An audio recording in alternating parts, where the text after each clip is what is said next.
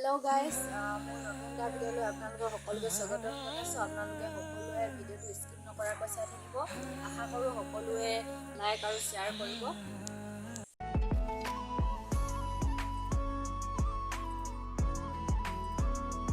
লগৰ কেইজনীমান আহিম বুলি কৈছে, সেইকাৰণে সিহঁতৰ কাৰণে মই অপেক্ষা কৰি আছো। ফাইনেলি এয়া ইহঁতে পাই গ'লহি।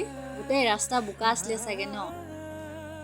সকলোৱে ছাপোৰ্ট কৰিব আৰু মৰম দি যাব।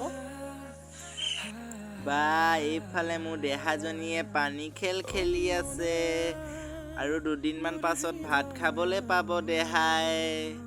বেছি দিন নাই, কাৰণ 6 মাহ সম্পূৰ্ণ হৈ গ'ল আমাৰ দেহাজনীয়।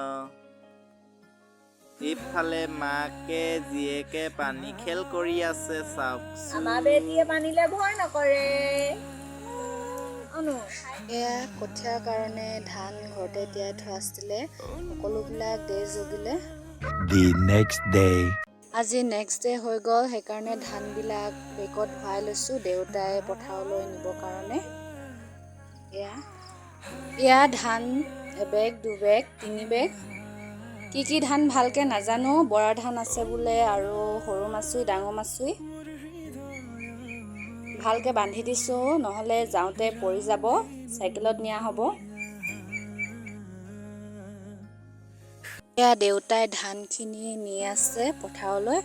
আপোনালোকৰ আগৰ ভিডিঅ' এটাত পুখুৰীটো দেখুওৱা হৈছিলে, তাত পানী অকণো নাই হৈছিলে। এতিয়া চাওক পানী কিমান হ'ল।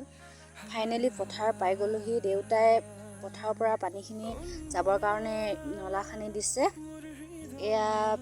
এয়া ধানবিলাক হেঁচি দিছে, যাতে পানী হ'লে উপঙি নাযায়।